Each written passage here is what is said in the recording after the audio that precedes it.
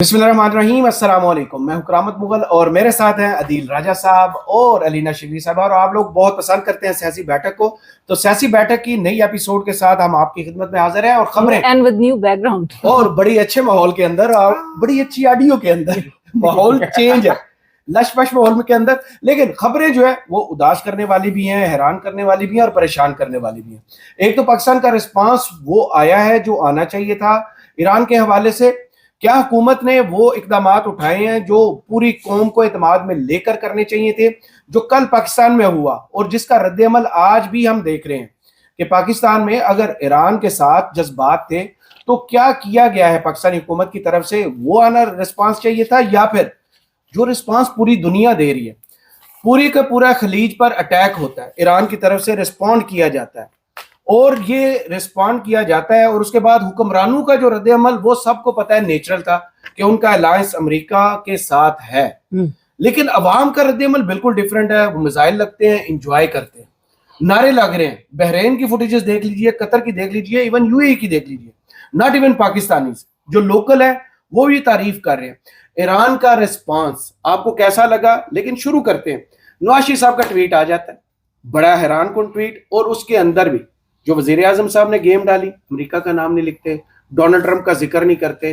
ये वही episode repeat हो रही है जो हमने पिछले साल मार्का हक के दौरान देखी थी कि मोदी का नाम नहीं लिया गया, अब डोनाल्ड ट्रंप का नाम नहीं लिया जाता। क्या वजह सामने नजर आती है? अब तो बिजनेस पार्टनर और कोलिशन वाला काम नहीं है वहां पे। अदील साहब, शुरू हो चुका काम। मेरे से चले मैडम आप दे दीजिए। I was about to say this कि आप अग्रेसर का, दोनों भाइयों ने वही चीज दिखाया। अभी coming from the highest office, chief executive मुल्क के, ईरान के साथ आप सॉलिडारिटी एक्सप्रेस कर रहे हैं, आवर ऑफ ग्रीफ में उनके साथ है, लेकिन आप अग्रेसर का नाम नहीं ले रहे, आप कंडेम नहीं कर रहे। आपका सिर्फ ये कहना कि जी इंटरनेशनल लॉ की वायलेशन की गई है। आज तो बल्कि जो एक बैकग्राउंड ब्रीफिंग थी जिसमें सिक्योरिटी जराए हमें बता रहे थे कि फैंटास्टिक शक्ल देखिए, सिक्योरिटी इजराइल की शक्ल क्या होती है? सिक्योरिटी तो लफ्ज़ समझ देखा है सिक्योरिटी इजराइल के। मैं आवाम को सिर्फ इतना ही बताना चाहती हूँ, मैं ज्यादा इस डोमेन में नहीं जाना चाहती, लेकिन मैं ये सिर्फ कहना चाहती हूँ कि आज हमें बताया गया कि फैंटास्टिक रिलेशंस हमारे अमेरिका के साथ है। वो अमेरिका के जिसने एक टॉप कमांड, आपके सुप्रीम लीडर ईरान के, उसको हटा दिया, जिसके पेंटागन की ब्रीफिंग आज सामने आती है और वो कहते हैं कि ईरान का कोई ऐसा चांस नहीं हमें मिला, कोई ऐसा सबूत नहीं मिला जो अमेरिका को नुकसान पहुंचाना या उस पर हमला करना चाहता। ठीक है, तस्दीक कर रहे हैं। 48 लीडर्स क्लेम कर रहे हैं कि जी आपने उनको मार गिराए। आपका हदफ क्या था? रिजीम चेंज का। आपको एक सख्त नाकामी का सामना करना पड़ा। हमारे यहाँ से एक रिस्पांस आ रहा है, इतना डोसाइल किस्म का, इतना टिमिड किस्म का हमारा रिस्पांस आ रहा है। उर्दू में बताएं। उर्दू में अल्फाज ही गंदे हैं माजरत के साथ, मतलब मैं वो अल्फाज नहीं इस्तेमाल करना चाहती, लेकिन वो एक रिस्पांस, एग्रेसिव रिस्पांस होना चाहिए था। वो रिस्पांस की जब आप कहते हैं ईरान आपके साथ, उस इंडिया के साथ कॉन्फ्लिक्ट में ईरान आपके साथ खड़ा रहा था, आपने जो है ईरान के, आपको याद है कि पार्लियामेंट, सऊदीया कॉल कर लेते हैं, अब कतर कॉल कर लेते हैं, अब यूएई के सरबराह से कॉल कर लेते हैं, जिनके ऊपर पहला हमला हुआ, अब उनसे राब्ते। शाम को भी शहबाज शरीफ साहब ने शाम के उसको शाम वाले को खुद नहीं पता कि मैं क्या पढ़ सकता हूँ, उसको भी कॉल कर ली, इतने वेले आदमी बैठे। लेकिन मेरा ख्याल है कि हमारे जो सूरत हाल जो है ना, वो जुनेद अकबर साहब ने कल एक ट्वीट में बता दी थी। वो बेहतरीन सूरत हाल थी। उन्होंने कहा जी लीडर दो ही थे जो खड़े हुए थे, एक जो शहीद हो गया, एक जो जेल में बैठा है, बाकी सारे मुस्लिम उम्मा जो है ना वो शहबाज शरीफ की है, वो अपॉलोज करने में लगे हुए। पता नहीं इसकी गेम उठाई है। मैं आपको बताता हूँ, सिक्योरिटी जराए ने बताया कि हमारे जो ताल्लुकात है वो मिसाली हैं। इसकी वजह है सिर्फ और सिर्फ शहबाज शरीफ साहब की लीडरशिप। ठीक है, शहबाज शरीफ साहब, मरियम नवाज ने भी आज बताया कि जो कुछ करे ठीक करे। शहबाज शरीफ साहब के खिलाफ और मरियम का रिस्पांस, शहबाज साहब के पास ऐसे ऐसे पॉलिश के फार्मूले हैं कि जो चेरी ब्लॉसम वाले हैं उनको पता चल जाए शहबाज शरीफ साहब का, उनकी रिसर्च डबल ट्रिपल हो जाए, उनकी दुनिया भर में फैक्ट्रियां जो है वो चलना शुरू हो जाए कि यार शहबाजी पां के पास जो फार्मूला है, उनके पास एक ही फार्मूला है रिलेशन अच्छा करने का। द प्रॉब्लम इज नहीं, रिस्पांस ये होना चाहिए था या डिफरेंट? हमारा रिस्पांस में नहीं जाते, मेरा तो ख्याल है नहीं जाते, सर हमने लफ्ज तो बोल सकते। ये सवाल मैंने ऐसे नहीं होता, हमारा रिस्पांस ये भी नहीं होना चाहिए। जितने हमने दूसरों से पैसे पकड़े हैं, हमारा भी रिस्पांस होना चाहिए। हमारी जंग तो पीछे डाल देगा, किधर गई हमारी जंग? हमारी अफगानिस्तान वाली जंग वो भी खत्म हो गई जी। आज भी को 20वीं हेडलाइन है हमारे पास, यानी हमारी जंग की ये अहमियत है ईरान के बाद। इसका मतलब है दुनिया चेंज वहां से हो, हमें कोई देख ही नहीं रहा। हमने हिस्सा बनना है नहीं बनना, वेल एंड गुड आप और मैं एक और चीज भी बताना चाहती हूँ कि हम न्यूक्लियर स्टेट है। हम आज सिक्योरिटी वो जो ब्रीफिंग थी उसमें सिक्योरिटी जरा ये भी बता रहे थे कि पाकिस्तान इज नॉट ईरान, मतलब हमारा बड़ा मैच्योर, हमारा बड़ा बैलेंस, हमारा बड़ा टैक्टिकल एक स्टैंड पॉइंट है हमें जो बताया गया। Pakistan is not Iran.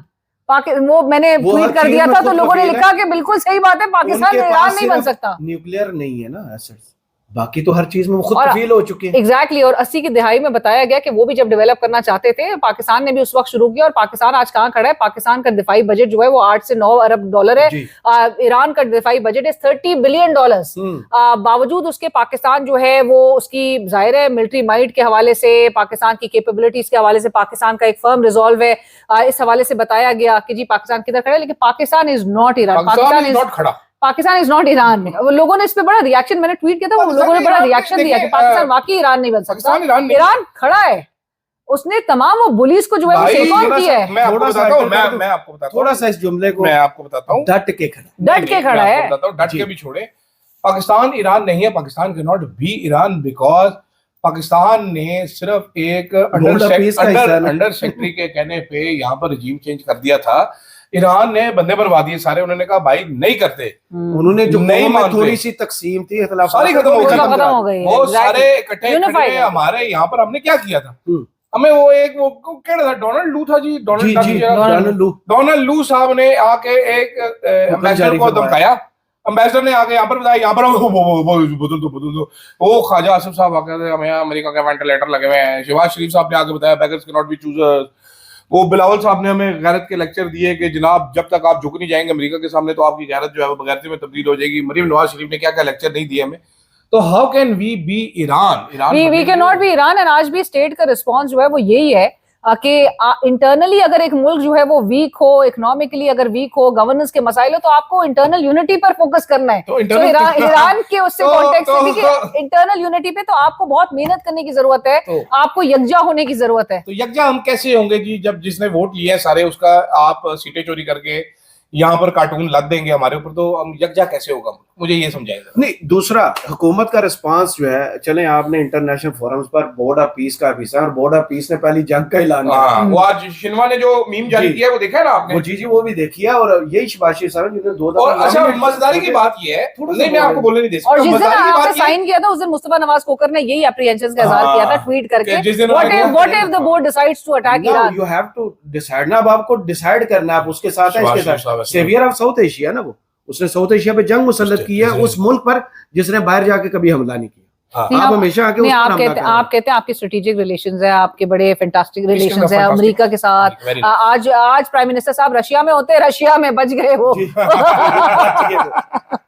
नहीं सर, दूसरी चीज एक और भी इंटरेस्टिंग चीज है इसमें कि भाई कोई रिस्पांस देना, कोई रिस्पांस ना देना, बात की बात है। आपके यहाँ पर जो अली खamenei साहब शहीद हुए, जो वो बहुत सारे मुसलमानों के रहनुमा भी थे, मजहबी रहनुमा थे, उसके ऊपर शहादत के ऊपर लोगों ने एहतजाज कर दुनिया करती है। आपने 35 बंदों को गोलियां मार दी। आप कहते हैं कि पुरअमन एहतजाज की इजाजत है, तो भाई वायलेंट मारने की इजाजत कैसे है? वायलेंट प्रोटेस्ट गोली कैसे मार सकते हैं? हमारे लोग पहले याद होगा ईरान के हक में यहाँ पर एहतजाज को लीड किया लामा राजा नसर अब्बास ने। ये G6 से निकले ही थे ना, आगे उन्होंने कनात लगा के रोड बंद कर दी, सारे वहीं पे बैठ के एहतजाज करके घर चले गए। कल एहतजाज के लिए जब निकलते हैं तो गोली चलाने का आर्डर कौन देता है? मोहसिन नकवी साहब को ऑन करना पड़ेगा ना। मामू है जो बैठ के डिसाइड करेगा कि ये एहतजाज हो सकता है। मोहसिन नकवी साहब का तो घेरा कर लिया था भाई, वो तो मोहसिन नकवी साहब बैठे हीरो बन के मिथन बन के बीच में घुस रहे थे, 2 चपेड़े पड़नी थी, लग समझ जानी थी कोई। मतलब वजीर दाखिला साहब जो है वो अनप्रोटेक्टेड मॉब के अंदर घुस रहा है, वो दिखा रहा है मैं बड़ा बहादुर हूं, सुपरमैन। और सरकार, no but we were told आज के सिक्योरिटी जराए कह रहे थे कि अगर कोई भी लाइन क्रॉस करने की कोशिश करेगा तो फिर लॉ एनफोर्समेंट एजेंसीज जो है वो एक्शन में। हार्ड स्टेट चैनल्स के साथ भी जो कुछ हुआ वो हैक हुआ था, उसमें भी हार्डनिंग ऑफ द स्टेट नजर आएगी। उसके बाद में स्टेट इंटरवेंशन करके जो है क्या किया था, मुझे बताएं ये लाइन कौन ड्रा करेगा? ये लाइन रेड वाली ये हार्ड स्टेट कि आप इस सिग्नल से आगे नहीं जा सकते, वो एहतजाज नहीं कर सकते। सर कोई बात नहीं, ऐसे ही करते होते हैं, ऐसे ही बड़ी बड़ी हार्ड स्टेटें बनती हैं, फिर ऐसे ही लोग बाहर निकलते होते हैं। ये बेसिकली सुबह ये लंदन में क्यों नहीं हुआ, ये न्यूयॉर्क वाशिंगटन में क्यों नहीं हुआ? वहां पर भी तो एहतजाज, वहां पर लोग वोट लेके आते हैं ना। चोरी करके थोड़ी आते हैं। प्रॉब्लम है ना, जरा फर्क है। साथ साथ दूसरी चीज मैं आपको ये बताना चाहता हूँ, ये जो भी हार्ट स्टेट का हमें बता रहे हैं कि हमने लाइन ड्रॉ कर दी है, रेड लाइन ऑफ सिर्फ रेड लाइन ड्रॉ होती है, बाकी नहीं। वो रेड लाइन ड्रॉ होती है, वो रेड लाइन इमरान खान ने कहा था ना, उसने मिटाई है सारी रेड लाइन। आपने जो बातें अभी रेड लाइनें, अब तो रेड लाइनें उधर पड़ी हुई है ना, जो इमरान खान ने जितनी मिटा दी। तो द प्रॉब्लम ये होगी अभी इनको कि हमारी कौम को ना ये चपेड़े मार मार के जगाने की कोशिश कर रहे हैं, लेकिन चपेड़े मारी ठूटे मारे मुंह पे थूक भी रहे हैं उसके कि जागो, लेकिन वो हमारी कौम भी मस्त है, वो भी कह रही है नहीं हम हार्ट स्टेट ही हैं, हम सोए हुए। सही। दूसरा जो रिस्पांस आज बिलावल से बार बार सवाल किया गया कि बोर्ड ऑफ पीस के हवाले से, नोबेल प्राइज के हवाले से बड़ी कोशिश की है सहाफी ने, मरियम ने शायद वो भी मैं उस पर भी आता हूँ। 20-25 दफा उस बंदे ने कोशिश किया कि बिलावल मुंह में जो उन्होंने गुंगियां डाली हुई है ना, दही जमाई हुई है, वो निकाल दे, लेकिन वो नहीं बोले, वो खामोशी से गुजर जाते हैं। मरियम नवाज साहबा से मंसूब एक बयान सामने आता है, जब उनसे पूछा गया तो कहते हैं चचा जो कर रहे हैं ठीक है। हाँ, वो चचा की लाइन से कैसे है वो चचा क्या ठीक कर रहे हैं, वही तो हमें समझ नहीं आया। चचा ने सलूट किया है, शामी सदर को फोन मिला लिया, चचा ने जनाब उमानी सदर को फोन मिला लिया। चचा की वही वीडियो जो है वो राउंड्स कर रही है, वो जो शर्मा शेख में चचा ने जो सलूट किया था, आई थिंक वो जितनी वायरल हुई भी है, आई सलूट यू मिस्टर ट्रम्प, के आप जो है वो चचा का बस नहीं चल रहा था कि वो चचा उनको क्या क्या चीजों से नवाज दें। लेकिन मेरा ख्याल से बहुत मुश्किल पोजीशन में तो हमारी मौजूदा हुकूमत भी एक्सेप्ट एडमिट नहीं करती, लेकिन बहुत ही कमजोर एक हालत में है, कमजोर पोजीशन में है। अवाम में नेचुरली आपकी जब वो वाली बात नहीं है कि जो रजा पहलवी के लिए वहां पर एक ग्राउंड बनाया जा रहा है कि जी उसको रजा पहलवी फिर कहे कि कोई भी सक्सेसर होगा खामेनेई साहब का, उसको लेजिटिमेसी हासिल नहीं होगी, तो यहाँ पर मौजूदा हमारी हुकूमत का भी हाल है। नहीं, मेरा ख्याल है मरियम नवाज ने आज सीवी अपनी पेश की है बिलावल से बेहतर तरीके से। बिलावल साहब कमजोरी का मुजाहरा किया, उन्होंने कोई जवाब नहीं दे सके। मरियम नवाज ने फटका जो कुछ चाचा कर रहे हैं ठीक कर, बस वो टीके लवाई जा रहे हैं ना, मुंडा आगे छोड़ो। लेकिन मैडम तारा सितारा है ना, तारा और सितारा की जोड़ी में सितारा ने मरियम नवाज, आपने देखा सितारा ने भी आज जो ट्वीट किया था, तारा की कल ट्वीट आई थी, और यार इतने आम मौजू पे, इतने संजीदा मौजू पे, बड़ी संजीदगी का आलम ये है कि आप जरा वीडियो देखें दोनों की जी। बिलावल साहब आते हैं ऐसे पास कर जाते हैं, नहीं बंदे ने वेट किया है, वो अंदर जाता है ना पार्लिमानी पार्टी के इजलास में, बंदा वेट करता रहता है साहब, वो बाहर निकल के आता है, उसकी गाड़ी तक फॉलो करता है, लेकिन वो जवाब। मरियम नवाज वाली वीडियो आप देखें, ठक मरियम नवाज और साफी उसके पीछे जा रहा है, साथ वो हेलो मरियम चलती हुई आ रही है साथ साइड में, ठीक है, साथ पीछे पूरा डरा जा रहा है। साथ एक पुलिस वाला बंदा था, उसने पता नहीं वो शादियों वाला कपड़े पहने हुए, मुंह में मास्क भी लगाया था, वो वाइट शर्मिंदा बंदा था, उन सारों में मुंह छुपाया था उसने। मैडम कैसे क्या किसी अकलमंद बंदे ने कहा था, आपको नहीं पता, आपने क्या बोला, मुंह बंद रखे, चाचा जी कह रहे हो। चाचा जी भी कुछ नहीं कह रहे, चाचा जी ने की पता की कह रहे। आपने ऐसा रिस्पांस जो ईरान ने दिया है एक्सपेक्टेड था? संजीदा थोड़े मौजू पे भी आ जाए, जो हैरान कुन गल्फ पर अटैक करना और फिर ओमान पर भी एक मिसाइल दार मारना, फिर यूरोप तक मिसाइल ले जाना, और जो इसराइल को रिस्पॉन्ड करना, ये एक्सपेक्टेड था? मेरा ख्याल से जिस पर 40-50 साल से पाबंदी है, मेरा ख्याल से हम तो एक्सपेक्ट बिल्कुल कर सकते हैं कि ईरान ने जिस तरह का जवाब गुज़िश्ता साल दिया है, मिस कैलकुलेशन इसराइल और अमेरिका के पार्ट पे जरूर नजर आ सकती है। बहुत ही हाईली मिस कैलकुलेट कर रहे थे, वो समझ रहे थे कि जी लास्ट ईयर के कॉन्फ्लिक्ट जिस तरह का था, जून की सूरत हाल, 10 मिसाइल्स फायर किए जाएंगे तो 6 इंटरसेप्ट कर लेंगे।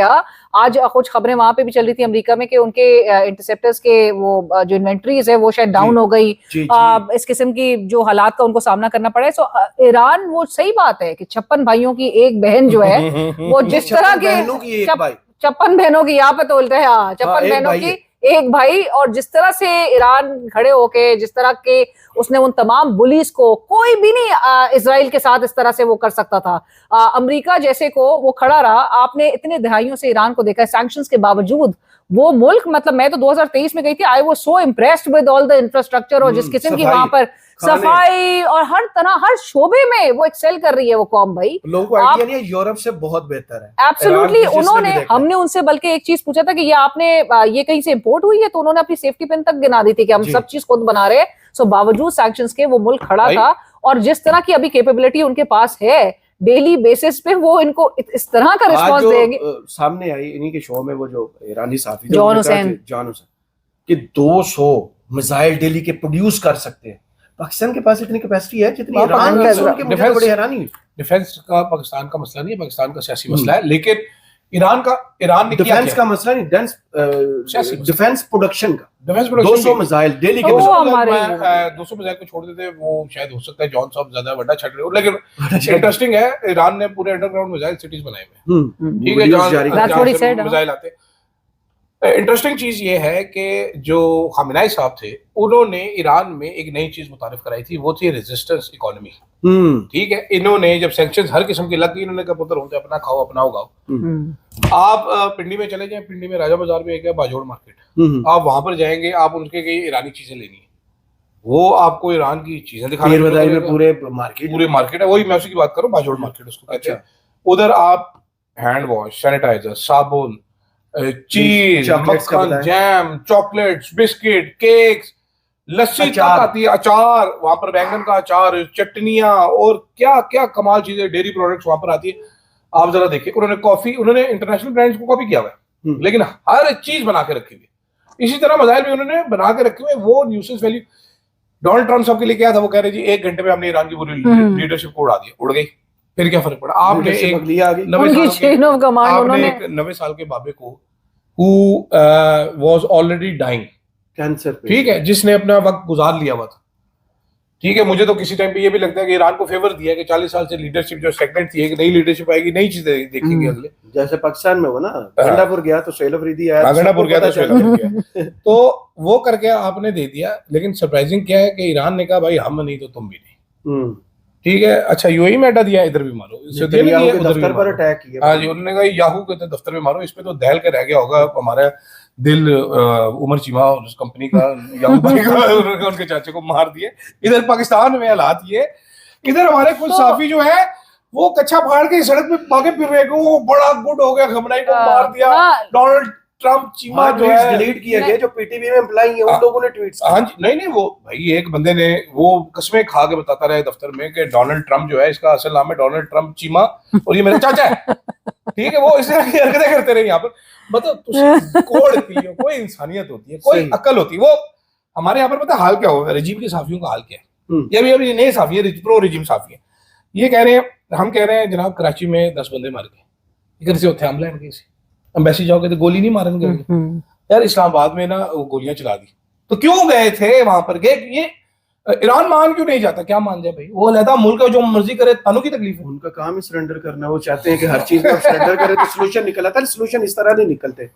लेकिन मैं वही चेन ऑफ कमांड के लिहाज से कहना चाहती थी कि उनका ख्याल ये था कि डीकैपिटेट करके ओजी पूरी उनकी जो टॉप कमांड है उसको हटा दिया जाएगा, तो शायद बड़ा ही कोई पैनिक क्रिएट हो जाएगा। तो उनका तो उन्होंने डिसेंट्रलाइज करके पहले ही ऑटो पे कर दिया है कि जी एक जाएगा तो 7 और खड़े हैं। वो फवाद चौधरी साहब वैसे इतना बहुत ज्यादा ट्वीट जो कर रहे हैं, उनको बड़े बैकलैश का सामना करना पड़ा। उनका 7 मुल्ला जो है वो और पीछे जो है वो बैठे हुए हैं, वो लोगों के लिए मुल्ला होना जरूरी, उनके ओहो। और खामनाई साहब की अगर प्रोफाइल भी उठा के दे, ओह कमाल ही, मतलब वो रेजिस्टेंस की वो ऐसी अलामत थे, बना दी ना 40 सालों में, एब्सोल्युटली। और एक और तो हजूम अभी तक नहीं, मैं फवाद चौधरी साहब की मुख्तलिफ किस्म के आड़ू तैयार किए। अच्छा, मैं फवाद चौधरी साहब की बात कर रही थी, आड़ू की बात कर रहा था। अच्छा, फवाद चौधरी साहब ने वो साइंस एंड टेक्नोलॉजी से क्योंकि वो वाबस्ता रहे, उन्होंने पहली वो जो तस्वीर जो है वो निकली थी खामनाई साहब की, तो शायद जो बताया गया कि बराह रास्त जो है इजरायली प्राइम मिनिस्टर तक पहुंच गई थी, तो उनका साइंस और टेक्नोलॉजी, तो लोगों ने कहा आपको गद्दारी नजर नहीं आ रही है यहाँ पे, हम साइंस मीर जाफरी फवाद चौधरी साहब मेरे दोस्त है, बड़े जबरदस्त आदमी है। एक हफ्ते से कैंपेन करते रहे, किसी राजा आमिर की, उसको पीटीआई का कैंडिडेट को हरा के बैठ, जिसने पूरी दुनिया को हैरान किया, वो है आज कुवैत से जो है 3 F-15 गिरते हैं और ऐसा लगता है उन्हें लकवा मार गया। फ्रेंडली फायर का कहा जाना कितना काबिल यकीन लगता है ये दावा कि फ्रेंडली फायर में 3 दुनिया के लेटेस्ट टेक्नोलॉजी वाले F-15 मिर्गी का दौरा होने पड़े और जमीन पर आ गिरे। मतलब इमेजिन करें कि, और अमेरिका जो है वो पहले तो आई डोंट नो अमेरिका की तरफ से कंफर्मेशन आई है, आ गई ना, सेंटकॉम ने कहा कि फ्रेंडली फायर में हो गया। ये वो जो डिफेंस शील्ड लगी हुई थी, वो हम कह रहे हैं कि ईरानी मिसाइलों को गिराने में लगे हुए थे, कुवैती मिसाइल हमें गिराने में लगे हुए थे और वो सक्सेसफुल हो गए। इसमें जनाब जो थ्योरी चल रही है ना, वो ये चल रही है कि चाइनीज सिस्टम जो है, ये मैंने रिपोर्ट जो हुआ है सेंटकॉम, मैं आपको बता रहा हूँ कि सेंटकॉम ये कह रहा है, थ्योरी ये चल रही है कि चाइनीज रडार जैमिंग सिस्टम जो है ना जी, जिसको कहते हैं AGP-81, उसने मिर्गी के दौरे इंसानों को डाले हैं जबकि अमरीकी कह रहे हैं कि नहीं ये फ्रेंडली फायर में हमारे हो गए। प्रॉब्लम क्या है? प्रॉब्लम ये है, आप भी बार कवर करते रहे, हमने बहुत सी जाके आहो। ये डॉक्यूमेंट्रीज बनाई है एयरफोर्स पे इधर उधर, हमने भी बहुत सी चीजें देखी। मैं ये एक और बात फ्रेंडली करना फायर चाह रहा हूँ कि अब 3 जहाज गिर गए ना आपके, हाँ ठीक है, फ्रेंडली गिरे नुकसान हो गया, आपकी बॉडी बैग्स जाना शुरू हो गए। ये ट्रम्प भाई के अभी नवंबर ये में टर्निंग पॉइंट है, नवंबर में आ रहा है इनका मिड टर्म इलेक्शन आ रहा है। कांग्रेस वाले भी बैठे हैं, रिपब्लिकन भी बैठे हैं, ट्रम्प आ जाने हो जाना है। भाई उन कांग्रेसमैन जो है वो ट्वीट तो यही कर रहे हैं, एप्स्टेन फाइल नहीं दबेंगी, जितने मर्जी बम चला हाँ दो। जी, बम चला। अब तो इनको बकायदा ईरानी जो स्कॉलर्स हैं वो एप्स्टीन रिजीम कह रही है। एब्सोल्युटली regime ही है, एब्सोल्युटली वो से तवज्जो हटाई गई है। हाँ जी, तो वो मतलब दूसरा- आप अंदाजा करो कि सीआईए कह रहा है कि जी ईरान हमारे लिए कोई खतरा नहीं है, अगले 10 साल तक कोई खतरा नहीं है, तुझे कह रहे नहीं ऐसे बम मारने ही मारने, हम इसको मार देंगे, हम इसको मार देंगे। अच्छा मार दिया, मार के हमारे लिए एक मसला कर दिया क्या? अब से जो अवाम है, क्योंकि आपने ये अब इस जंग में गेज कर लिया कि भाई कुवैत हो, सऊदीया हो, यूएई हो, अवाम सारी अमेरिका के खिलाफ है, हुक्मरान पावे उनकी गोदियों में लेटे हुए, ठीक है, अवाम सारी खुश हो रही है। गल्फ की भी देखे ना, गल्फ के, मैंने वही तो मैं शुरू में ये आपको गल्फ के मुल्कों के नाम ले रहे हैं, मैंने क्या पंजाब की शहरों के नाम लिए? नहीं मुझे सही समझ नहीं आया। तो वो सारे अब मसला क्या है? अब मैं मसला जहाजों को गिरता हुआ अपने दिमाग में अब चला के मसला बैठा हूं। ये है भाईजान के जो अली खमीनाई साहब जो शहीद होके स्टैंडर्ड सेट कर गए हैं, अब बाकी सारे भी यही स्टैंडर्ड मांगेंगे अपने हुक्मरानों से कि भाई तू मर जा मुल्क के लिए, ठीक है, तुझे मरना पड़ेगा मुल्क के लिए। ये स्टैंडर्ड अब होगा, सेट होगा, ये मोहम्मद बिन सलमान से भी, MBZ से भी, और हमारी चाचा शहबाजी से भी। तो ये कैसे पूरा करेंगे मुझे ये भी बताया ना। स्टैंडर्ड ये सेट हुआ है कि मैं नहीं डील करूंगा, मैं सरेंडर नहीं करूंगा, मैं यजीद की बात नहीं करूंगा, मैं मर जाऊंगा, ठीक है, तो पूरा करें स्टैंडर्ड। बाकी सारे भी बिस्मिल्लाह शाबाश जी। सही। दूसरा, गल्फ से जो विजुअल सामने आए, इकोनॉमी, हमारी इकोनॉमी जो 80% हमें ऑयल सप्लाई होता है वो सऊदीया से होता है, आज अरामको पे अटैक हो जाता है, फिर पूरी की दुनिया की स्टॉक एक्सचेंज नोज डाइव कर देती है। हमारी इकोनॉमी तो पहले ही रेंग रही है, चल ही नहीं रही, उसमें जान नहीं है। पाकिस्तानियों के लिए कितना बड़ा ये वबाल आ रहा है इस जंग के बाद। साहब से 3 इस्लाम पे कॉलम लिखवाएंगे, बेस्ट हो जाएगा। नहीं, मेरे ख्याल से इसके बड़े संगीन इसके रामिफिकेशंस हैं। फैक्ट्स कहाँ पे जा रहे हैं? एब्सोल्युटली नहीं। ऑयल मार्केट्स आपकी, अभी तो आपका पहला बिजनेस वीक का आपका पहला दिन है और ये 3rd डे ऑफ कॉन्फ्लिक्ट है, तो जहां पर पूरे हमारी स्टॉक एक्सचेंज को आज हुए, ठीक है, वॉलेटिलिटी एंटायरली, मतलब आपको ये नजर आएगा, इससे संगीन कॉन्सिक्वेंसेस होंगे। और अब जंग भी हमें इसी तरह की नजर आ रही है कि ऑयल अगेन मार्केट्स पे और ये कंट्रोल्स वगैरह के लिए। वेनेजुएला में क्या हुआ था, मतलब अमेरिका जो है, मुझे दे दो, जहां भी दुनिया के दूसरे बड़े रिजर्व्स हैं ना ऑयल के, एग्जैक्टली। तो आप इस एंगल से भी देखें कि डोनाल्ड ट्रंप की जो इस वक्त चल रही है स्ट्रेटेजी, वेनेजुएला पे भाई ऑयल और क्रिटिकल मिनरल्स, यूक्रेन पे क्रिटिकल मिनरल्स, शुक्र है हमने खुद उठा के दे दिए, वरना यहाँ पर भी कुछ हो रहा होता क्रिटिकल मिनरल्स के लिए। ऐसा ही है। ईरान पे भी ये चीज आप ज़हन में रखें कि वहां का ऑयल जो है उस पर भी नजर हो भाई। और वेस्ट जो है वो वैसी कैपिटलिस्ट है, कैपिटल उनके लिए जो है वो सबसे, मेरे ख्याल से हर कुछ है, तो इसलिए अब मार्केट्स की जो है वो मौत आएगी। तरीकाकार भी वो रखा हुआ है ना, सैंक्शंस लगाओ, तेल बेच ना पाए, exactly. बाद में रिजर्व्स उतने रहे, वो आके उठा लो आप, और हम पी जाए तेल सारा, जैसे आपने इराक में किया, वेनेजुएला, लीबिया देख लें, सीरिया देख लें। मजे लेने दीजिए, मजे लेने दीजिए। मसला ये है, अभी मैं आपको वाकया सुनाता हूँ। जैसे कि एक साहब है, वो पीटीवी पे उन्होंने कुछ ऐसी बातें की, जैसे अभी मैंने जज्बाती होकर बातें की कि आप अरब हुक्मरान सोचें, उनके लिए सोचने का मुकाम है कि जो जो मसाइल उनके अपने मुल्क में अमेरिका की बेसों पे गिर रहे हैं, उस पे अवाम बड़े खुश हैं, नारे लग रहे। हाँ जी, तो इस बात पे उन साहब को पीटीवी से निकाल दिया गया नौकरी से, ठीक है, तो आप को भी पता चल जाएगा कौन से साहब है वो, तो उनका बड़ा काफी है बताने के लिए। तो हालात यही है इस टाइम पे, तो हम ऐसे ही गुजारा करेंगे। तो हमें सिर्फ ये कहना है कि हमारा जो रिस्पांस है ना वो बड़ा बैलेंस है, बड़ा मैच्योर है, बड़ा टैक्टिकल है, और हमने अपनी सलामती को मद्देनजर रख कर ये रिस्पांस दिया। बिल्कुल। मुझे अलीना शिगरी साहबा और ये अदील राजा साहब को सियासी बैठक से इजाजत दीजिए। कमेंट्स वक्त में जरूर बताइए वीडियो आपको कैसी लगी। अल्लाह हाफिज।